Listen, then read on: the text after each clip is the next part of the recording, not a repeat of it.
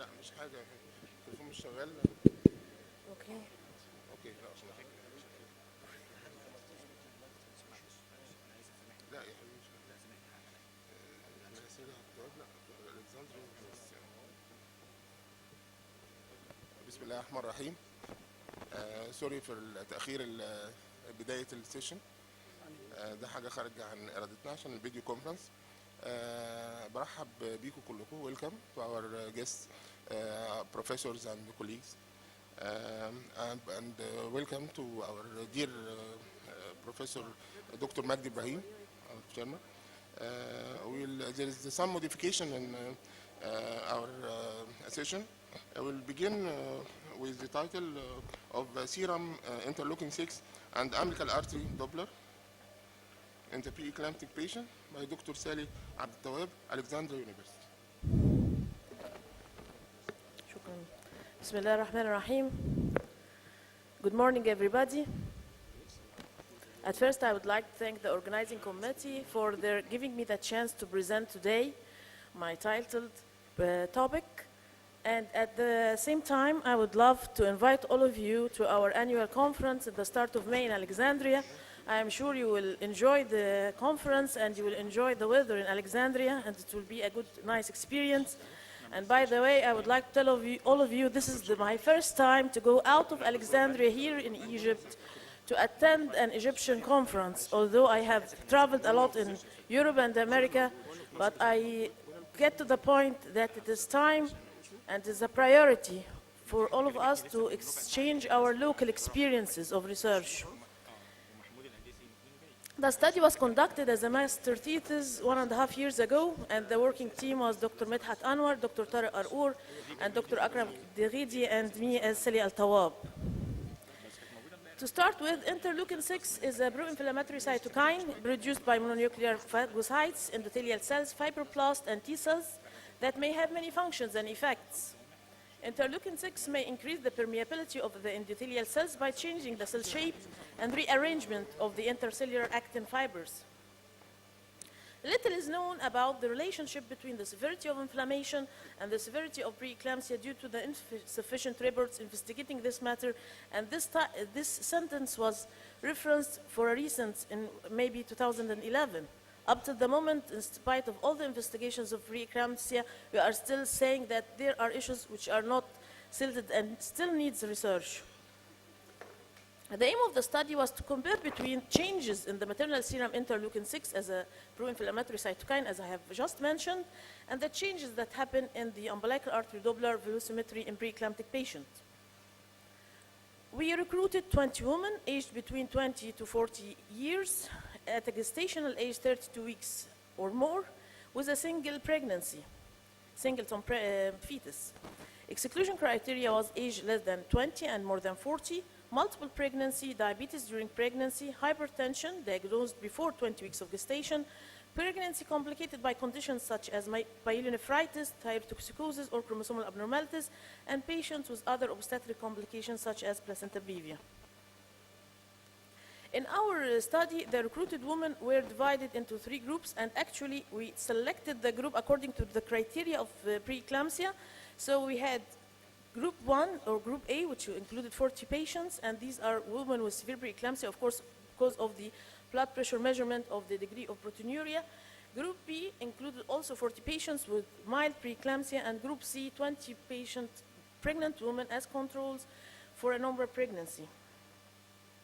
Measurement of the maternal serum interleukin 6 was done. The measurement was at the gestational age of 32 weeks or more, as we have said, in cases and control. The peripheral venous blood was taken in an edited tubes, and then the plasma was spent for 30 minutes to remove the particulates, and then it was stored as usual. Of course, the umbilical artery Doppler studies were done, and the measurements was taken. Our results. At start, when we compared the 3 groups as regard the age of the patient, there was statistically significant difference, and this, to my mind, of course, was due to the normal variation between severe preeclampsia and mild preeclampsia. As regard the age, the more younger group is more liable to have a severe attack, and this is one of the different studies always found that. Yeah. The interleukin 6 was higher in severe preeclamptic group than in the mild preeclampsia. and the control groups with statistically significant difference. Again, it was higher in the mild preeclamptic group than in the control group with statistically significant difference. As you see here in the table, you will find that the interleukin-6 levels was higher in the severe preeclamptic groups than in the mild, and the mild was higher than the control group. We tried by statistic to analyze, is there a cutoff level below which we can differentiate between cases and control? Actually, by doing the ROC case, the ROC curve, as you will see in the next slide, we found that a cutoff level of 0.82 nanogram per deciliter can be used to diagnose early preeclampsia. And this showed us that 87.5% of the cases with a serum level of levels more than this, and only 12% with a level of serum less than this can differentiate between the cases and the control. Then this is the ROC curve as I'm showing you here, and you have found that at this specific serum level of interleukin, and this was showing the sensitivity and the sensitivity at this cutoff level wasn't low, it was high. Again, we tried to see, is there a cutoff level between mild and severe preeclampsia as regard the interleukin level? Also, another cutoff level of 1.18 nanogram per deciliter was found and give us a sensitivity and specificity of 100%. Comparing between changes in the umbilical artery Doppler indices and the maternal serum interleukin-6 in the 3 studied group, we found that there was a statistical significance correlation between the interleukin level changes and SED ratio and interleukin-6 and resistant index in severe preeclampsia, while there was no significant correlation was found between the changes in the interleukin level and the Doppler studies in women with mild preeclampsia or in the control group. And these were our figures. And this is the graphic presentation of the table. As you see in green color, which is high up, and apologize me for not presence of the pointer, you will find there was a significant correlation between the interleukin levels and the pulsatility index in women with severe preeclampsia, while this significant correlation couldn't be detected in women with mild or controlled pregnant women. Our conclusion of the study, maternal serum interleukin-6 more than 0.82 nanogram per deciliter can be implicated as an early laboratory diagnosis of mild preeclampsia. The significant correlation between maternal serum interleukin-6 levels and Doppler velocimetry in severe preeclampsia support both the immunological and systemic endothelial dysfunction theories of preeclampsia. And thank you. Thank you so much, Dr. Sally, for this constructive and very valuable talk. Let's proceed to the second talk.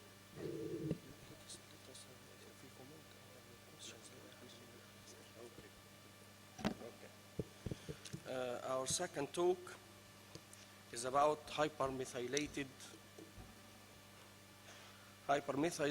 RASSF1A in maternal plasma as a non-sex-dependent marker for monitoring of preeclampsia. We all know that monitoring of preeclampsia is a very important and an interesting issue in our obstetric life. Dr. Samah Salama from the National Research Center will talk about this. Dr. Samah.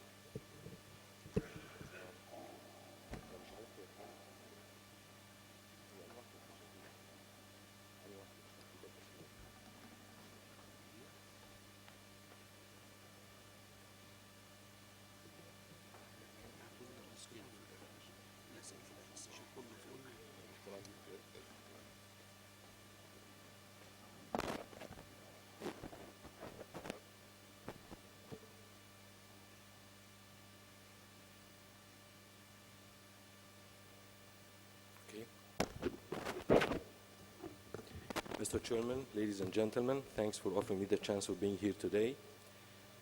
In the last few years, in my department, in the National Research Center, in collaboration with some of the Egyptian universities, we start directing a big part of our research towards what's called molecular biogenetics.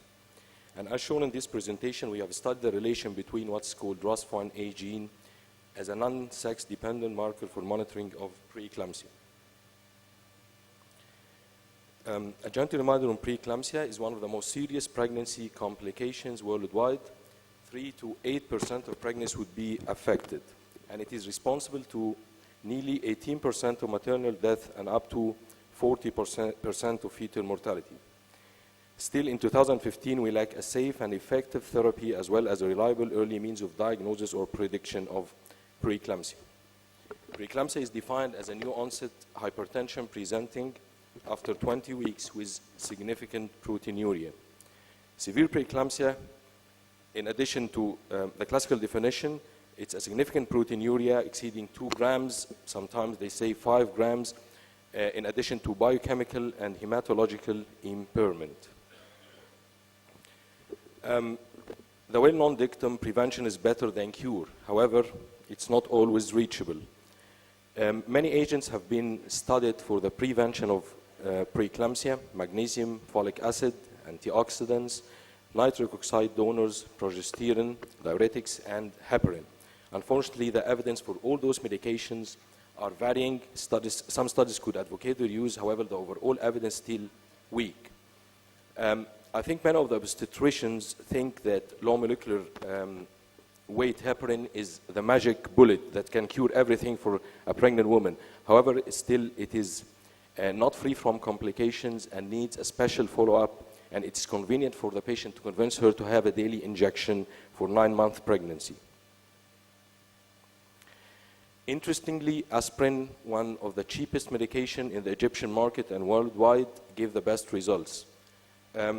Different studies, 50% reduction, 20% reduction, 30% reduction in the rate of preeclampsia, but still you cannot figure a definite number. The question is when and who deserve to have aspirin. Again, it's a convenient medication, well tolerated, but it's not free from complications. So according to the NICE guidance 2011, any patient with hypertensive disease during a previous pregnancy, chronic kidney disease, autoimmune disorder, diabetic or chronic hypertension should receive or should be offered aspirin throughout her pregnancy. If you have 2 or more of any of those risk factors, first pregnancy, age above 40, interval of pregnancy more than 10 years, BMI 35 or more, family history of preeclampsia or multiple pregnancy, still she should be offered aspirin. When to start and when to stop, still debatable. Some would advocate starting aspirin once the pregnancy test is positive. Another, you can start at 12 weeks, to stop at 37 weeks. Some institutes would carry on with aspirin till the day of delivery. I think it depends on the obstetrician assessment. If you think your patient is high risk for bleeding or something like this, you can stop at 37 weeks. At least if we cannot prevent preeclampsia, we are trying to predict. Many markers have been studied, still the evidence is not robust. So plasma-associated PAP-A, fetal hemoglobin, placental protein 13, placental growth factor, cystatin C, interleukin-6 as mentioned by my previous colleague, but still there is no consensus which one to use. Cell-free fetal DNA. I mean, this is a very complicated issue, so we are trying to simplify things. So maternal plasma has both maternal and fetal DNA. Maternal DNA, which is normally present in her blood, and fetal, the source is the fetus and the placenta. It is stable, high concentration in maternal plasma. The good thing, it's rapidly cleared up from the maternal circulation after birth, probably within minutes to hours. It is circulating, it's released, as I'm saying, from the fetus and placenta due to the process of apoptosis.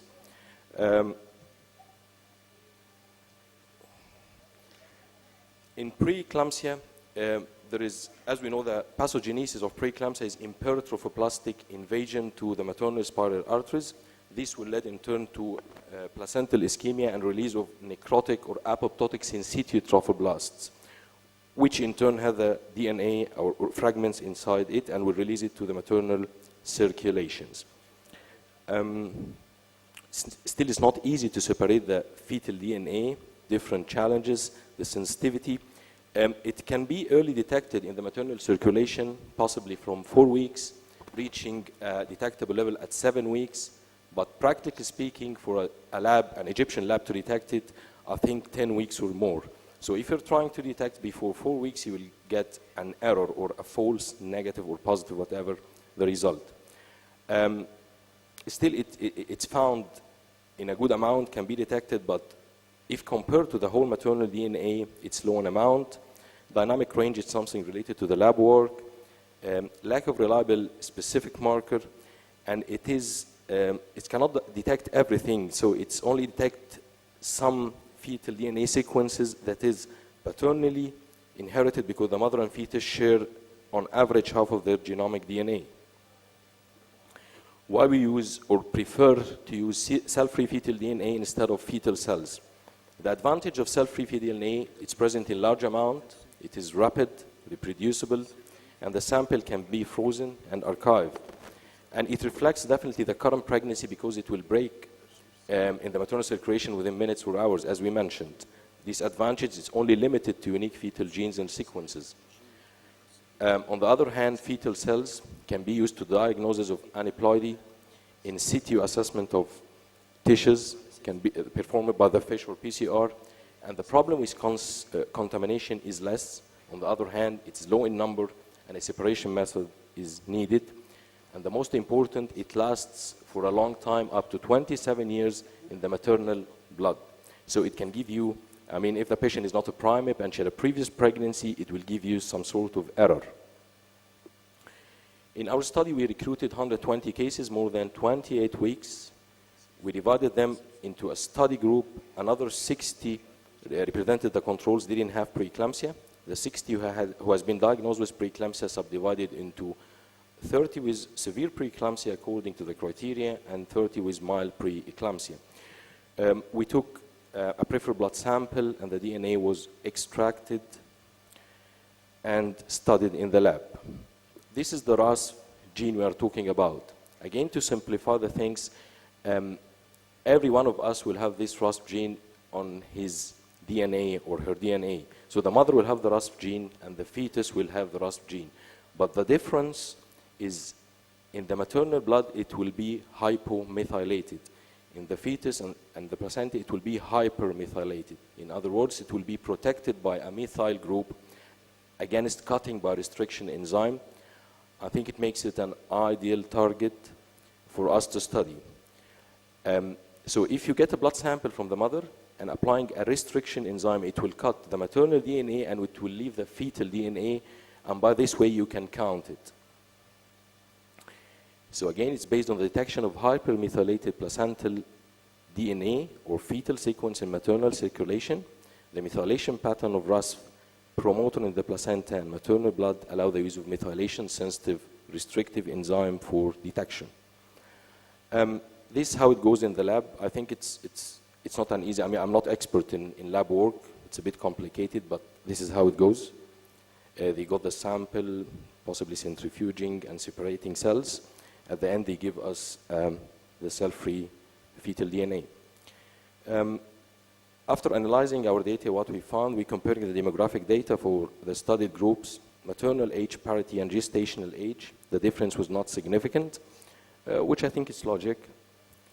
When we compared the copies or the mean value for free fetal DNA in the controls, mild and severe preeclampsia, there was a significant difference between the controls and mild preeclampsia, again between the controls and severe preeclampsia. We further compared the mild and severe, and what we found is there was a significant difference between the level of cell-free fetal DNA between mild and severe cases only in the primates, not the multipara. I'm not sure what's the explanation, but it could be something related to the immunological reaction of the primates towards the fetal. It's the first time to be exposed to fetal cells, so it could be the immunological reactions is higher. So, as any screening test should fulfill a certain criteria, central role in the pathogenesis and of the disease and be specific for the condition. This is not the case in RAS. Appear early and before clinical manifestations, easy and cheap, high sensitive and specific, correlate with the severity of the condition, and this is proved in our study, to be non-detected or expressed at very low levels in normal pregnancy in order not to be misleading. In conclusion, demonstration of quantitative aberrations of hypermethylated RUSP in maternal plasma represents a potential useful, non-invasive approach which is gender and polymorphism independent. When I'm saying it's gender independent, initially to detect a fetal DNA, you can use the SRY gene, which is specific for male fetus. So if the patient is pregnant in a female fetus, you cannot detect it. So this marker is not gender dependent, and this is very important. To be honest, I'm not here to saying that we need to investigate such possibly an expensive investigation just to diagnose preeclampsia, which can be diagnosed only on clinical basis and some cheap labs. But we started by this study, and after this, we developed the research to correlate it with the Doppler, giving a cutoff limits, and this will be presented by my next colleague. And now we are starting another research. We are trying to detect the fetal DNA early in pregnancy to work as a predictor, not a diagnosis. So finally, clinical utility of this approach would need to be assessed in earlier stages of pregnancy in order to be investigated as a predictor of preeclampsia. Thank you. Thank you so much, Dr. Sameh, for this interesting presentation. Let us proceed to the third talk under the title of Plasma Circulating Cell-Free DNA and Uteroplacental